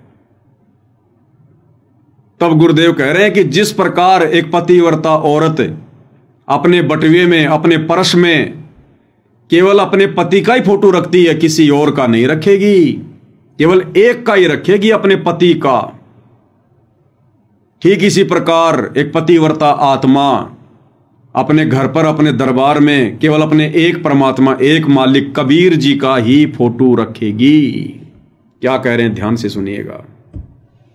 बात फोटो रखने की, जैसे आप एक पतिव्रता स्त्री होती है, वो अपने पर्स में केवल अपने पति का ही फोटो रख सकती है, दूसरे का नहीं। बाकी अनादरणीय नहीं है, अन्य भी है, सबको प्रणाम करें। अगर कहीं फोटो लगे हैं तो दूसरी बात, वो फोटो दूसरी बात है। लेकिन जहां पूजा स्थल हो वहां पर आप अपने मालिक के अतिरिक्त अगर किसी का फोटो रखते हो तो आपके हृदय में पतिव्रता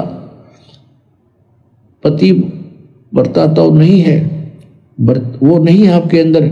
तो जहां दरबार लगा है, जहां हमारा पूजा स्थल है, वहां हमने केवल अपने मालिक, अपने परमात्मा, एक कबीर जी का ही फोटो रखना है।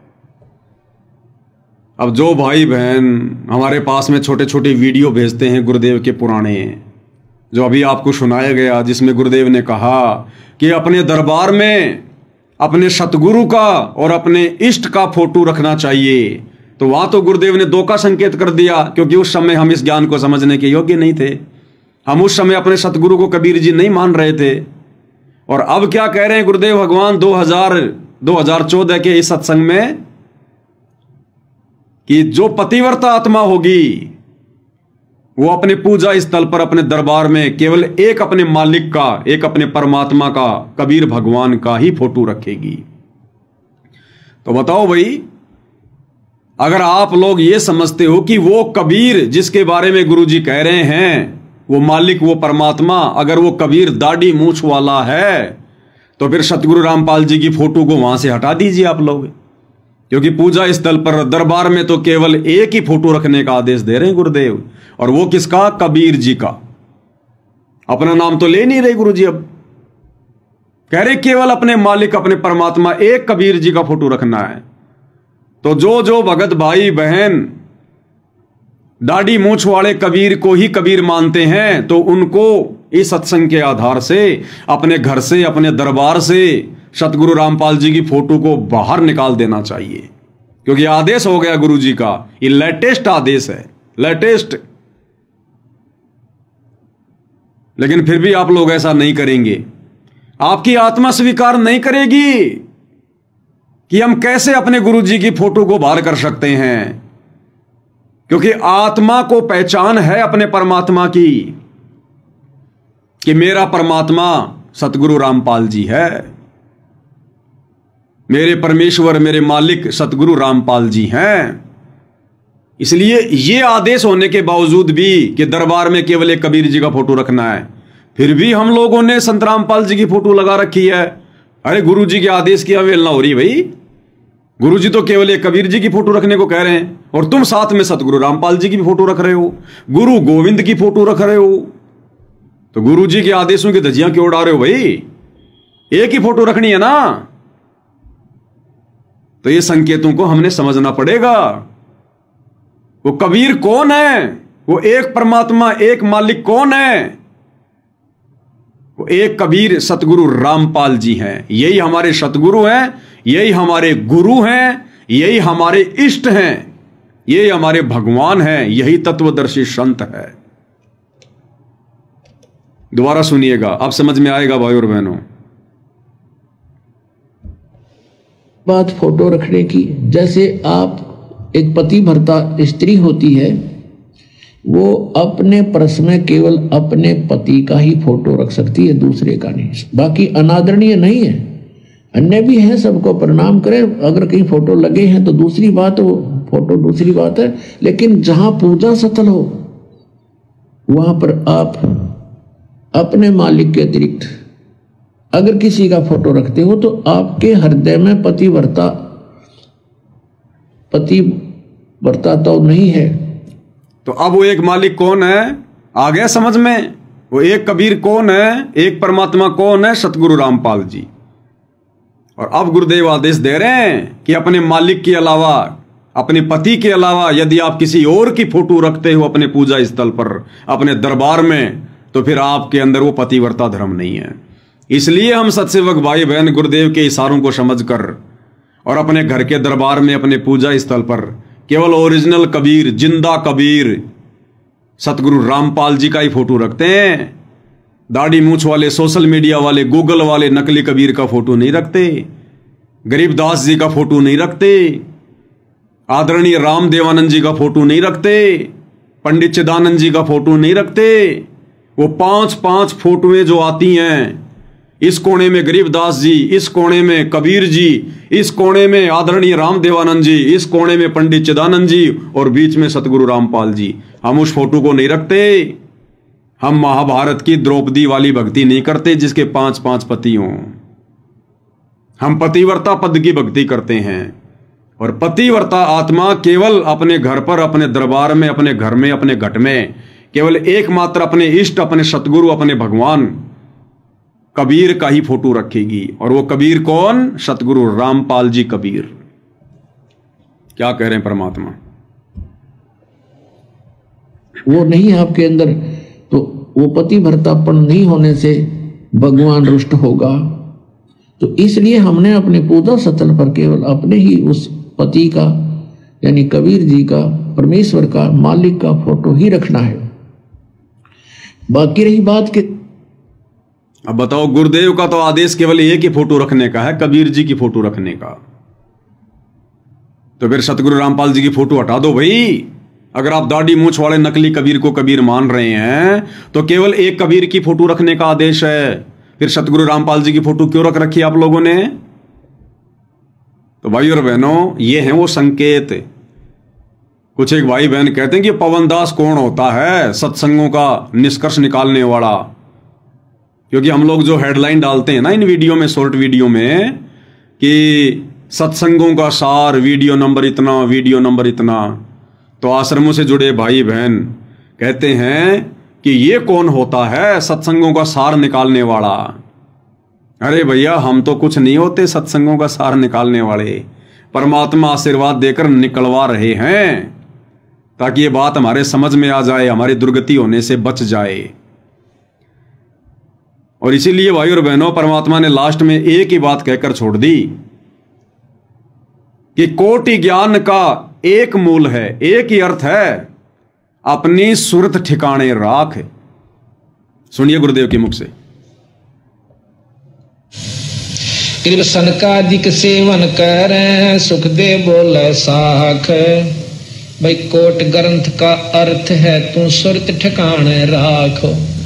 कोटि ग्रंथ का अर्थ है यानी तू कितने भी शास्त्र पढ़ ले, वेद, गीता, कुरान, पुराण, बाइबल, कुछ भी पढ़ ले, कहते इन सब का एक ही निष्कर्ष निकलेगा अंत में, यदि मोक्ष चाहिए तो अपनी सुरत ठिकाने राख। सुरत यानी अपना ध्यान अपने इष्ट पर रख, अपने गुरुजी के चरणों में रख, अपनी सुरत को अपने सतगुरु के चरणों में टिका के रख। उनके अलावा गलती से भी किसी और में इष्ट मत देख लेना, कबीर मत देख लेना, भगवान मत देख लेना। कोटि ग्रंथ का एक अर्थ है यानी सारे अध्यात्म का ये निष्कर्ष है, अपनी सुरती को ठिकाने रख, अपने गुरुदेव के चरणों में रख, उनके अलावा किसी और को पिता परमेश्वर के रूप में स्वीकार मत कर लेना। क्या कह रहे हैं मालिक, ध्यान से सुनिएगा। कृप सनकादिक सेवन कर सुख दे बोले साख। भाई कोट ग्रंथ का अर्थ है तू सुरत ठिकाने राखो। अब कहते हैं सब ग्रंथों का यही, करोड़ ग्रंथों का अर्थ मैं तुझे बताऊं कि सुरत अपना दिद्य ने, अपनी नीत ने एक जगह ठिकाने डाट कर राख के तेरा इष्ट उपास्य यूस। और जब यह सुरत यहाँ डटेगी तो उपासना पर भी डटेगी, नहीं तो नु रहेगी मन में कदे फलाना देवता कड़ी शक्ति हो, कदे माता ने पूज ले हुआ नाराज हो रही हो, इस तरह की उपासना रखोगे तो सुरत नहीं टकेगी, काम नहीं बनेगा। क्लियर कर दिया गुरुदेव ने कि कोटि ग्रंथ का एक अर्थ है अपने सुरत ठिकाने राख, यानी तेरा इष्ट कौन है इस बात की पहचान कर पहले। जैसे कि दास बार बार आप भाई बहनों को गुरुदेव के आशीर्वाद से कहता है कि भाई भक्ति तो उस समय शुरू होगी जब पहले हमें भगवान समझ में आएगा, तब हमें भक्ति करने में हमारी रुचि बनेगी। तो गुरुदेव कह रहे हैं कोटि ग्रंथ का एक ही अर्थ है अपनी सुरत ठिकाने राख। पहले ये तो पहचान ले कि नादान तेरा इष्ट कौन है। अरे परमात्मा कौन है, तेरा इष्ट कौन है। भक्ति तो उसके बाद करेगा तू, अन्यथा तुझे कोई भी डगमग कर देगा। जैसे जगत वालों के हिसाब से परमात्मा समझा रहे हैं कि अगर आपको भगवान की पहचान नहीं हुई कि वो एक भगवान कबीर है तो कोई भी आपको भ्रमित कर देगा। आप भी डर डर के भक्ति करोगे कि कहीं मैंने कबीर जी को भगवान मान लिया तो कहीं ये माता मसाणी, भैरव, भूत, हनुमान, ये देवी देवता मुझे गढ़ ना दें, मुझे नुकसान ना पहुंचा दें। वो हमेशा डरेगा, वो दृढ़ नहीं हो सकता जिसको अपने इष्ट के विषय में पूरी जानकारी नहीं है। और सतगुरु रामपाल जी के भक्ति मार्ग के हिसाब से जब तक उनसे उपदेश लेने के बाद भगत को यह बात समझ में नहीं आएगी कि तेरा इष्ट केवल तेरा गुरु है, जब तक वो अपने गुरु को अपना इष्ट नहीं मानेगा, अपनी सुरती को इष्ट रूप में गुरु जी के चरणों में समर्पित नहीं करेगा, तब तक भाई बहनों भयभीत रहेगा, भ्रमित रहेगा। कोई भी उसको डगमग कर देगा कि यार मैं कहीं गुरु जी को इष्ट मान लूं और कल को क्या पता वो दाढ़ी मूंछ वाला कबीर जी निकले इष्ट, तो मेरी तो बड़ी बड़ी बात ही बिगड़ जाएगी सत्सेवकों के चक्रों में आकर। तो वो भ्रमित रहेगा, वो दृढ़ नहीं हो सकता कभी भी। तो गुरुदेव कह रहे हैं करोड़ ग्रंथ का यही अर्थ है, अपनी सुरती को ठिकाने पर राख। कृप सनकादिक सेवन कर सुख दे बोले साख। भाई कोट ग्रंथ का अर्थ है तू सुरत ठिकाने राखो।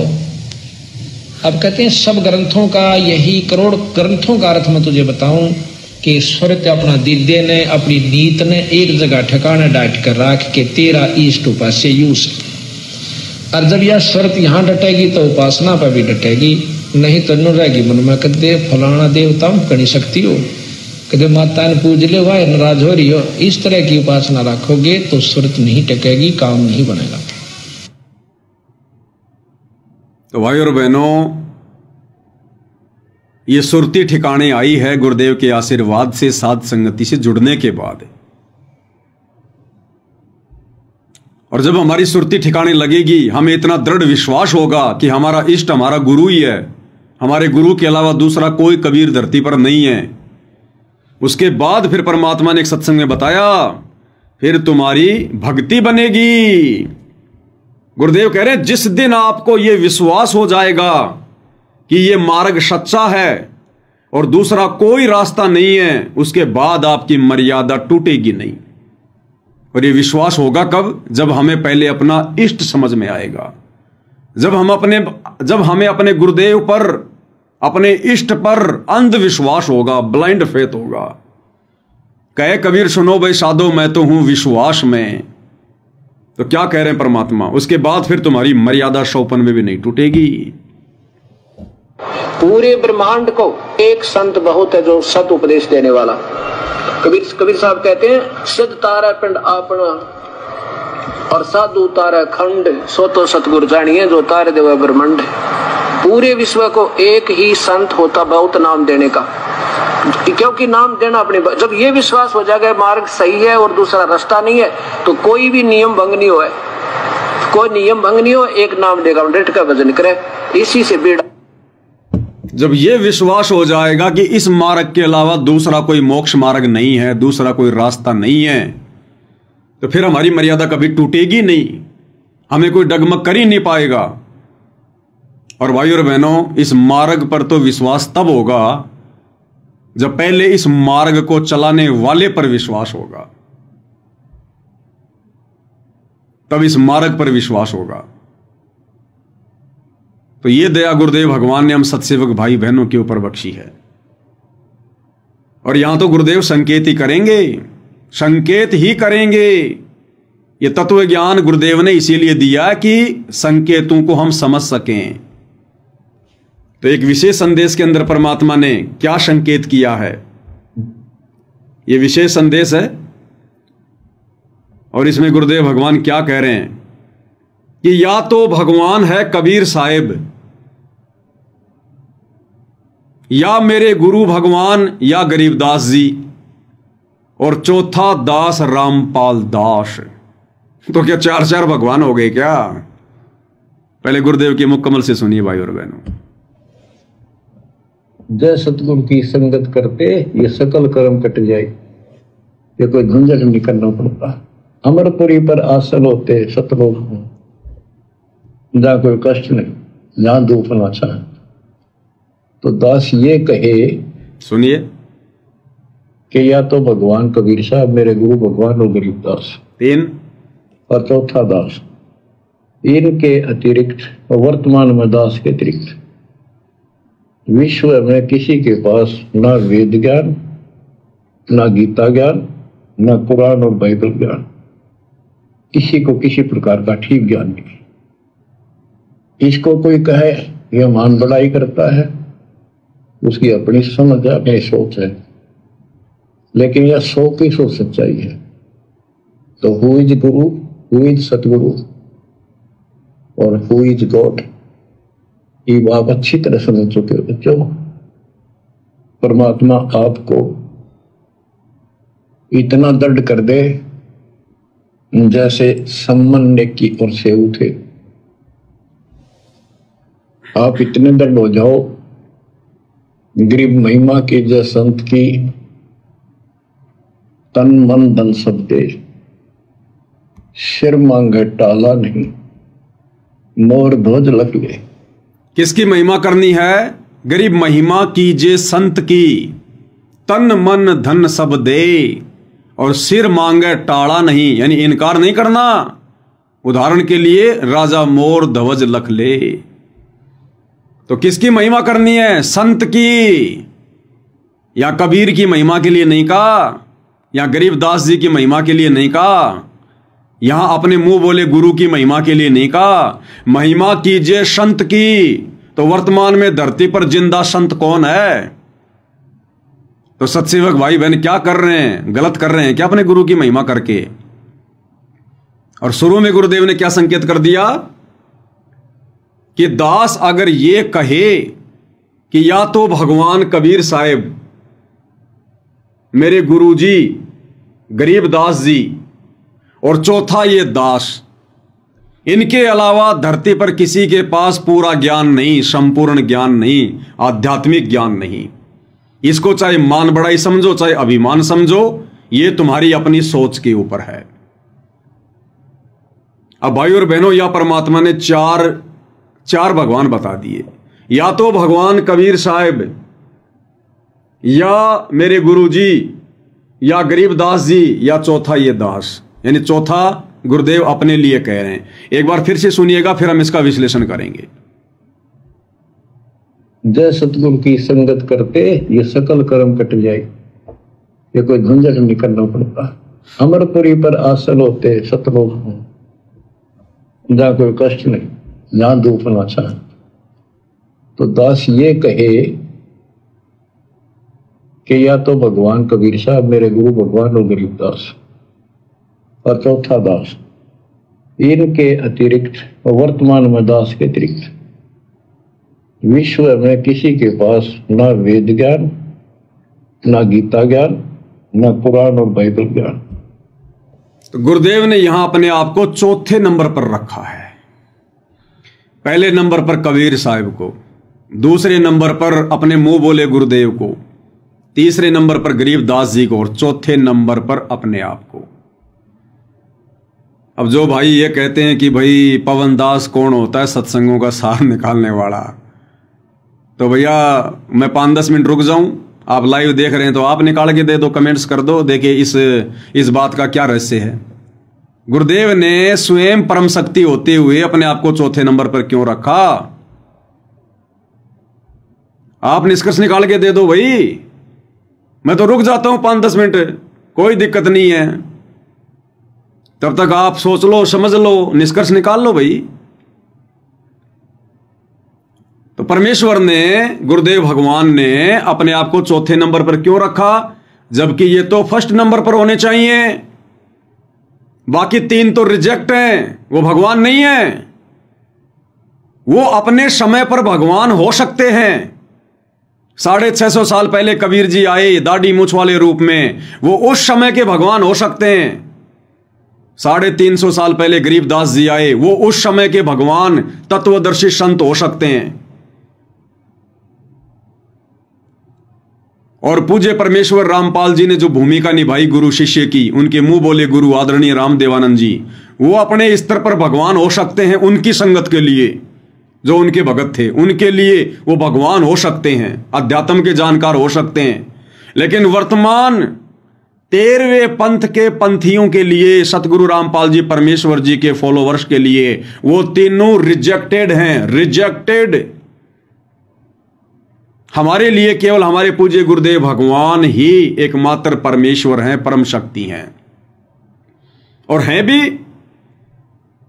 अगर हम बातें करें उन तीनों भगवानों की जिनको गुरुदेव ने 1, 2 और 3 नंबर पर रखा है, कबीर जी, गरीबदास जी और आदरणीय रामदेवानंद जी, कह रहे हैं इनके अलावा और वर्तमान में दास के अलावा किसी के पास भी संपूर्ण आध्यात्मिक ज्ञान नहीं।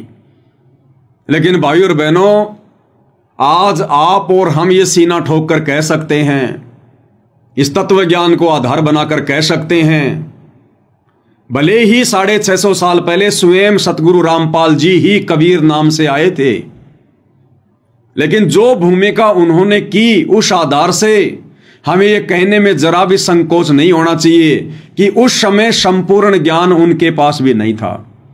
हालांकि वे तो ज्ञान में गर्क हैं, सब कुछ था उनके पास में, लेकिन उन्होंने मूल ज्ञान नहीं दिया। उन्होंने 650 साल पहले किसी को भी सार ज्ञान नहीं दिया, मूल ज्ञान नहीं दिया, ये तत्व भेद नहीं दिया, संपूर्ण सृष्टि रचना नहीं बताई। इसलिए वर्तमान में हमारी नजरों में भले ही 650 साल पहले संत रामपाल जी ही कबीर नाम से आए थे, लेकिन वर्तमान परिस्थितियों के हिसाब से अपने सतगुरु को विशेष महत्वता देते हुए हम ये कह सकते हैं कि कबीर जी को भी 650 साल पहले संपूर्ण ज्ञान नहीं था। भाई जब ज्ञान दिया ही नहीं तो हम क्यों कहें कि उनको ज्ञान था? तो कबीर जी रिजेक्टेड, 650 साल पहले वाले कबीर जी रिजेक्टेड, ना कि वर्तमान वाले सतगुरु रामपाल जी कबीर जी। तो 650 साल पहले वाले कबीर जी रिजेक्टेड, जिनको सतगुरु रामपाल जी ने 1 नंबर पर रखा। अरे उस समय तो कबीर जी खुद कहा करते थे, उनकी वाणी है कि 9 मन सूत उलझिया और ऋषि रहे झकमार, और सतगुरु ऐसा सुलझा देगा उलझे ना दूजी बार। अगर वो ही अपने आप में संपूर्ण सतगुरु होते तो उसी समय सुलझाते दे भाई, उसी समय सुलझा देते इस अध्यात्म ज्ञान को जो उस समय के विद्वान ब्राह्मणों ने, पंडितों ने, आचार्य शंकराचार्यों ने उलझा रखा था। वो सुलझा सकते थे, उनके पास में सब कुछ था, लेकिन उस समय की परिस्थितियों के अनुसार उन्होंने आगामी सतगुरु के ऊपर छोड़ दिया कि भैया मैं अभी इस ज्ञान को पूरा नहीं सुलझाऊंगा। और उन्होंने संकेत कर दिया कि 9 मन सूत उलझिया ऋषि रहे झकमार, और सतगुरु ऐसा सुलझा देगा उलझे ना दूजी बार। तो वो ही सुलझा देते उस समय भाई, सतगुरु पे क्यों छोड़ दिया? तो वो अध्यात्म ज्ञान आज पूरी तरह से जो उलझा हुआ था, किसने सुलझाया भाई? हम भोग की आरती में वाणी पढ़ते हैं, सतगुरु की वाणी है अनमोल, इसे ना समझ सके अनबोल, और साहिब ने भेद दिया सब खोल, अपनी सतलोक राजधानी का। तो सतलोक राजधानी का पूरा भेद आज किसने खोला? सतगुरु रामपाल जी ने। तो वाणी के अनुसार वो साहिब कौन है कि साहिब ने भेद दिया सब खोल, अपनी सतलोक राजधानी का? वो साहिब यानी कबीर परमात्मा सतगुरु रामपाल जी हुए, जिन्होंने आज संपूर्ण अध्यात्म ज्ञान को वेद, कुरान, पुराण, शास्त्रों से प्रमाण दिखा दिखा के खोल दिया। अरे 650 साल पहले तो नहीं खोला था भाई कबीर जी ने। उन्होंने तो सृष्टि रचना भी पूरी नहीं बताई, उन्होंने तो भगवान का नाम भी नहीं बताया, क्योंकि कबीर नाम से तो खुद आए हुए थे। जब कोई पूछता था कि जी परमात्मा कौन है, तो कहते थे सत्य पुरुष है, सत्य पुरुष ने भेजा मेरे को। तो उस समय उन कबीर जी को भी संपूर्ण आध्यात्मिक ज्ञान नहीं था। उस समय की परिस्थितियों के अनुसार उन्होंने नहीं बताया, तो हमारी दृष्टि में नहीं था। तो 1 नंबर के भगवान कबीर जी रिजेक्टेड। फिर दूसरे नंबर पर गुरुदेव ने रखा अपने गुरुदेव को, आदरणीय रामदेवानंद जी को। अब आदरणीय रामदेवानंद जी के पास में कहां से सार ज्ञान, कहां से मूल ज्ञान है? उनके पास तो प्रथम नाम भी पूरा नहीं था, प्रथम नाम भी। सतगुरु रामपाल जी के मिलने के बाद उनको प्रथम नाम प्राप्त हुआ, फिर शतनाम प्राप्त हुआ 1 सप्ताह के अंदर अंदर। प्रथम नाम और शतनाम आदरणीय रामदेवानंद जी को उनके मुंह बोले शिष्य सतगुरु रामपाल जी ने प्रथम नाम और शतनाम दोनों एक साथ दिए, और 1 सप्ताह के अंदर अंदर उनको सार नाम दिया। तो आदरणीय रामदेवानंद जी वो तो आप और हमारी तरह एक जीव हैं, वो तो एक भगत थे, अपनी भक्ति कर रहे थे। वो भगवान थोड़ी थे, लेकिन गुरु को महिमा देनी पड़ती है आप और हमें भक्ति का पाठ समझाने के लिए। तो पूज्य परमेश्वर रामपाल जी ने अपने मुंह बोले गुरु को दूसरे नंबर का भगवान बताया। तो आप और हमारी नजरों में वो दूसरे नंबर के भगवान आदरणीय रामदेवानंद जी रिजेक्टेड। तीसरे नंबर का भगवान बताया गरीबदास जी को। तो भाई हमारी नजरों में गरीबदास जी भी पूर्ण परमात्मा नहीं थे। भले सतगुरु रामपाल जी ने ही गरीबदास जी की भूमिका निभाई थी, गरीबदास जी के रूप में सतगुरु रामपाल जी ही थे, लेकिन उन्होंने भी उस समय संपूर्ण आध्यात्मिक ज्ञान नहीं दिया, सृष्टि रचना का पूरा खुलासा नहीं किया, और अपने एक भी शिष्य को वो सतलोक नहीं ले जा पाए। एक भी शिष्य का उन्होंने उद्धार नहीं किया, एक का भी। उन्होंने हजारों की संख्या में शिष्य बनाए, और उनके 2 परम भगत थे, संतोष दास और बनखंडी दास। उन दोनों का भी उन्होंने उद्धार नहीं किया, उनका मोक्ष नहीं हुआ। तो हमारी नजरों में गरीबदास जी भी रिजेक्टेड। हमारी नजरों में गरीबदास जी भगवान नहीं है। भले वो भूमिका सतगुरु रामपाल जी ने की, कबीर भगवान ने की, लेकिन हमारी नजरों में वो भगवान नहीं। अरे जब हमारे गुरुदेव भगवान, हमें पता चला गया कि स्वयं परमात्मा है, परमेश्वर है, जगत गुरु है, इनसे बढ़कर कोई ज्ञानी नहीं, कोई ध्यानी नहीं, और उसके बावजूद भी ये झूठी महिमा दे रहे हैं अपने मुंह बोले गुरु को कि वो भगवान है। तो आप और हमें भला क्या शर्म क्या संशय। आज से पहले कबीर जी ने भिन्न भिन्न रूप बनाकर लीलाएं की और संपूर्ण ज्ञान नहीं दिया, तो हमारी नजरों में वो कहां से भगवान। भगवान तो वो होता है जो संपूर्ण ज्ञान दे, सारा समाधान करे, आत्माओं को सतलोक पहुंचा दे। तो बताओ कबीर जी ने 64 लाख में से एक को भी सतलोक भेजा क्या? गरीबदास जी ने हजारों में से एक को भी सतलोक भेजा क्या? आदरणीय राम देवानंद जी के 9 लाख शिष्य थे पंजाब में, क्या एक को भी सतलोक भेजा क्या? उन्होंने तो आगे चलकर यह क्लियर कर दिया कि भाई आज के बाद संत रामपाल जी तुम सबका गुरु, मैं किसी का गुरु नहीं। जिसको मोक्ष चाहिए दोबारा से संत रामपाल जी से दीक्षा ले लो। तो काहे के भगवान होते तो खुद ना पार कर देते। अब आकर सतगुरु रामपाल जी ने बैन लगा दिया और कह दिया कि मेरे बाद में कोई गुरु नहीं, अब मेरे बाद में कोई शरीर रूप में गुरु नहीं होगा, यह गद्दी परंपरा नहीं चलेगी। केवल डीवीडी से नाम दिया जाएगा, कंप्यूटर से नाम दिया जाएगा, नूरी शरीर से नाम दिया जाएगा। अब परमात्मा ने बिल्कुल स्टॉप लगा दिया कि भैया ये तुम्हारा गुरु सतगुरु रामपाल ये लास्ट गुरु है, लास्ट भगवान है, इस कलयुग में लास्ट पैगंबर है। ये जो भी है, तुम जो भी इसको समझ सकते हो, अब क्लियर कर दिया। और अब उन्होंने आकर सारा भेद खोल दिया। साहिब ने भेद दिया सब खोल अपनी सतलोक राजधानी का। और वो नौमन सूत अध्यात्म वाला जो उलझा हुआ था, जिसके विषय में 650 साल पहले कबीर जी ने कहा था कि सतगुरु ऐसा सुलझा देगा उलझे न दूजी बार। तो आज वो सतगुरु रामपाल जी हैं, जिन्होंने सन 1994 से यह अध्यात्म ज्ञान दे देकर सारे वेदों का खुलासा कर दिया, गीता जी का खुलासा कर दिया। ये सदग्रंथ हमारे लिए पहली बनी हुई थी, पहली कक्षा की पुस्तक बना के छोड़ दी। उंगलियों पर हमारे को ज्ञान रटवा दिया, श्लोक रटवा दिए। आज ब्रह्मा विष्णु महेश भी ज्ञान चर्चा करने आए तो उनको भी मुंह की खा के जानी पड़ेगी। तो ये है वो असली भगवान, ये है असली कबीर। और भैया कबीर जी अगर पूरे गुरु होते, पूरे भगवान होते, तो 650 साल पहले अपने एक शब्द में फिर उन्होंने सतगुरु रामपाल जी के लिए क्यों कहा कि भैया मैं तो सतगुरु रामपाल जी के रूप में आकर तुम सबका उद्धार करूंगा। क्या कहा परमात्मा ने उस शब्द में, ध्यान से सुनिएगा।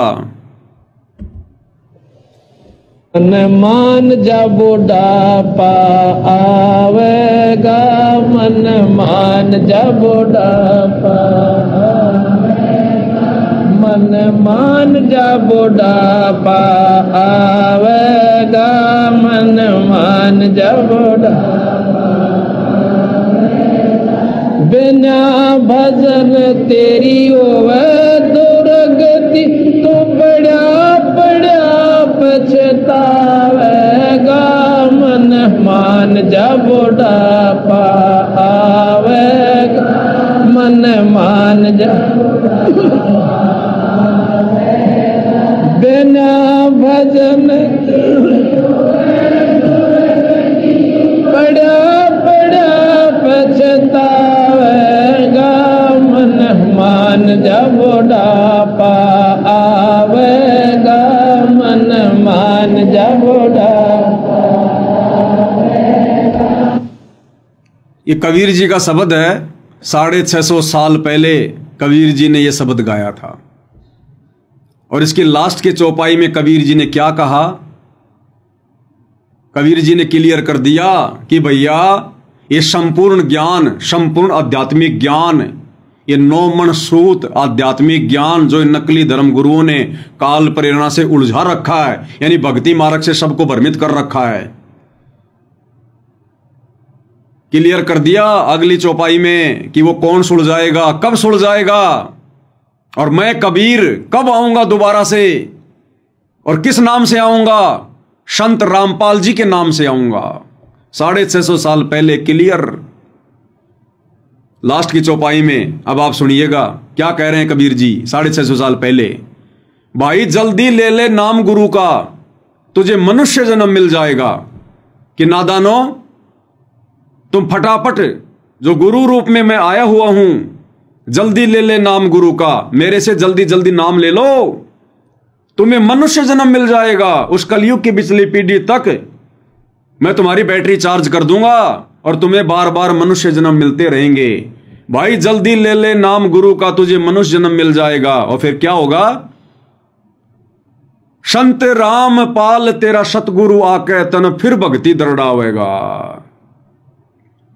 राम पाल तेरा गुरु आके तन फिर भक्ति दरड़ावेगा। 650 साल पहले कहा था कबीर जी ने। लोग कहते हैं कि रामपाल जी का कहां प्रमाण है, कहां प्रमाण है? सुनिएगा। दी ले लेना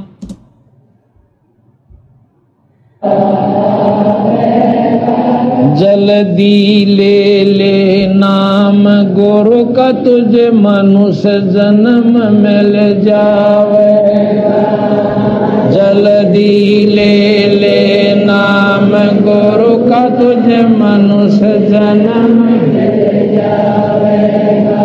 रामपाल तेरा सतगुरु आके फिर भक्ति दरड़ावेगा। मन मान जबड़ा पावेगा, मन मान जबड़ा पावेगा। कोई नादान काल प्रेरणा से ये ना सोचे कि भाई नहीं नहीं ये शब्द कबीर जी का नहीं है, ये तो संत रामपाल जी ने बनाया है। तो शब्दों को पकड़िए।